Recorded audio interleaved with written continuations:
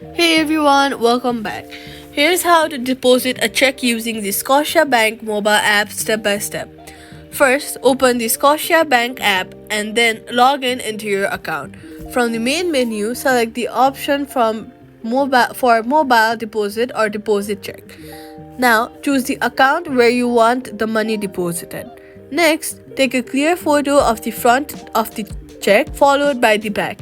Make sure all four corners are visible and the image is not blurry. To remove the blurriness, wipe your camera lenses from a soft tissue or a piece of clothing.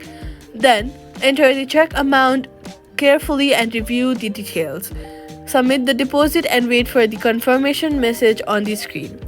Keep the physical check for a few days until the deposit is fully processed. That's it. You have successfully deposited a check using the Scotia mobile app. Subscribe for more quick fixes.